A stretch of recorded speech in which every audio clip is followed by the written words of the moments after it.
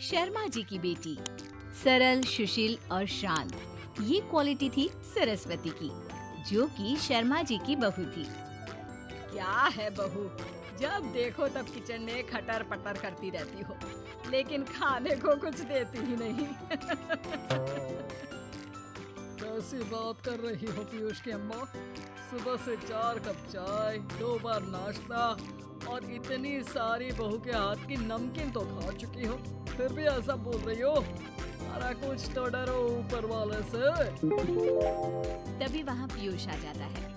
क्या है सरस्वती, इतनी देर लगती है क्या टिफिन बनाने में? एक काम है घर का तुम्हारे पास, वो भी नहीं कर पाती हो वक्त पर। आपका टिफिन टेबल पर रखा है और नाश्ता भी, बाकी का सामान बेड पर रखा है और अब मैं मंदिर जा रही हूँ। सरस्वती मंदिर चली जाती है। उसके जाने के बाद घर में, यार माँ कैसी गवाह लड़के से शादी करा दिया है।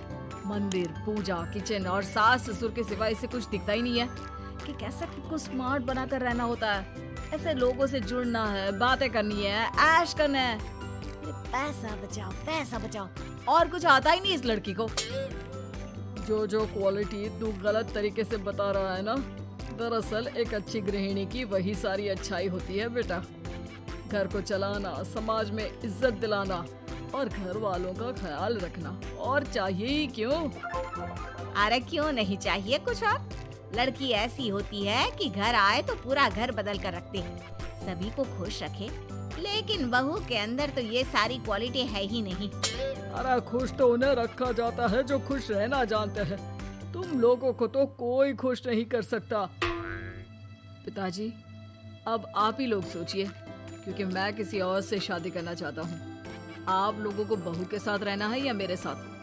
क्योंकि मैं अब इसके साथ नहीं रह सकता। मैं बहू को नहीं छोड़ सकता। उसके मरते पिता को मैंने वादा किया था कि मैं उसे बेटी बनाकर रखूंगा। तो ठीक है ना माँ, तैयार कर ले अपना सामान, हम दोनों किसी और घर में रहने चलेंगे तेरी नई बहू के साथ। अरे हाँ बेटा, वही ठीक है, लेकिन मैं तेरे पिता के बिना भी तो नहीं रह सकती। तो मेरे बिना रह सकती हो? ठीक है, मैं अकेले ही चला जाता हूँ। बेटा वहाँ से चला जाता है, लेकिन सास का दिल नहीं लगता। बहू मंदिर से भी हो आती है और फिर, माँ, पिताजी, खाना लग गया है, खा लीजिए। हाँ, तुझे बस आता ही क्या है, खाना बनाना और खाना खिलाना। अरे सुन, मेरे सारे कपड़े पैक कर दे। क्यों माँ जी, कहीं जा रही है क्या? हाँ बेटे, ये अपने बेटे के साथ रहने जा रही है, लेकिन घबरा मत, तेरा पिता तेरे साथ है। बहू समझ नहीं पाती कि उसके साथ हो क्या रहा है, लेकिन फिर ससुर उसे सारी बात बता देता है। बेटा, ये नई बहू कब आ रही है? मुझसे घर का काम नहीं होता। वैसे भी तेरी पहली निकम्मी बीवी ने मुझे किसी काम का नहीं छोड़ा। माँ वो बस आने ही वाली है, और हाँ माँ, उसके आगे ना थोड़ा स्टैंडर्ड से रहना, क्योंकि वो थोड़े बड़े घर की लड़की है। उसका एक स्वैग है, स्वैग। तभी वहाँ एक बहुत सुंदर सी लंबी सी लड़की आती है। हे पीयूष, भागकर कैब से मेरा सामान ले आओ, और हाँ प्लीज एसी ऑन करके जाना। रीमा, ये मेरी माँ है। तुम चाहती थी ना कि मेरी माँ हम लोगों के साथ रहे। हेलो आंटी जी, हम लोग ना जल्दी शादी कर लेंगे, फिर मेरी जैसी टॉप लड़की आपको अच्छी बोलेगी। एक्साइटेड होंगी ना आप? पर नो इश्यू। पीयूष, सामान ले आओ ना, एंड आंटी आप पानी ले आइए प्लीज। माँ को तो समझ में ही नहीं आता कि वो क्या करे। वो बहू के लिए पानी लेकर आती है तो उसका पैर पर्दे में फंस जाता है और वो गिर जाती है। ओहो, पूरा पानी गिरा दिया।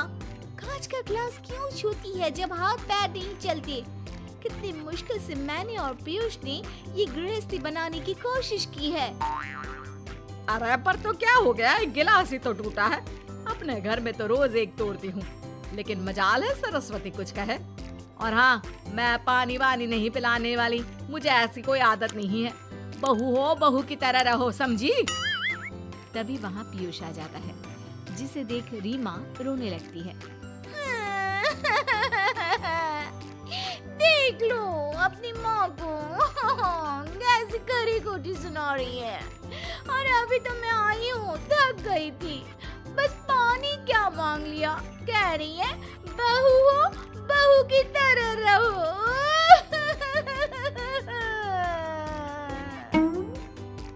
अरे यार माँ, समझा कर लाया था ना कि कैसे रहना है। माँ ऐसा करोगी तो मैं भी नहीं रख पाऊंगा तुमको हमारे साथ। वैसे भी आप ये समझो कि रीमा ने खुद कहा था कि माँ को साथ रखना। अरे हाँ हाँ बेटा, वो सिर्फ इसलिए कि मैं घर का सारा काम करूं, बैठे बैठे इस महारानी को खाना पानी दूं। वैसे भी मैं जा रही हूँ, मुझे तो इस लड़की की शक्ल भी अच्छी नहीं लग रही। मेरी सरस्वती के आगे तो ये कुछ भी नहीं है। निकलो निकलो यहाँ से। मैंने सोचा था बिना पैसे का नौकर मिल जाएगा, लेकिन नहीं, कुछ लोगों को आदत होती है फ्री की रोटी खाने की। निकलो यहाँ से। पीयूष, धक्के के मार कर निकालो इस औरत को यहाँ से। अरे ये कैसी बात बोल रही हो रीमा, ये माँ है मेरी। माना थोड़ी जिद्दी है। अरे वाह बेटा वाह, अभी भी तुझे मेरी ही गलती दिख रही है ना। कोई बात नहीं। माँ वापस घर आ जाती है। बहू मुझे माफ कर दे बेटा, वो तो शैतान का नानी है। माँ, मैं उनके बारे में कोई बात नहीं करना चाहती। ये मेरा मायका है। अब आप लोग मेरे माता पिता, मैं हमेशा यहीं रहकर आप लोगों की सेवा करूंगी। नहीं नहीं बेटा, हम करेंगे तेरी शादी किसी अच्छे लड़के से। अरे कोई जरूरत नहीं है, मैं देख कर आई हूँ जो हालत है ना पीयूष की, वहाँ नहीं टिकने वाला ज्यादा दिन। ना टिके वो उसकी मर्जी, लेकिन मेरी बेटी इतनी गई गुजरी नहीं है जो उसे कभी भी छोड़ो और कभी भी वापस आ जाओ तो वो तुम्हें अपना ले। अब ज्यादा ही हो रहा है आपका। माना मैंने गलत किया बहू के साथ, लेकिन वो उसका पति है। और फिर कहावत है ना, सुबह का भूला शाम को वापस आ जाए तो उसे भूला नहीं कहते। तभी वहाँ पीयूष आ जाता है। माँ, वो भूला आ गया, मुझे माफ कर दो। सरस्वती के जिस गुण को मैं सही नहीं मानता था, दरअसल जीवन को सही तरीके से जीने के लिए वही गुण होने चाहिए। मुझे माफ कर दो सरस्वती, मैं आज के बाद तुम्हें और पापा को छोड़कर कहीं नहीं जाऊंगा। और मुझे भी बेटा। बेटा जहन्नुम में भी जाए तो उसके साथ रहने को तैयार हो जाए, वही तो माँ होती है। मुझे माफ कर दो माँ।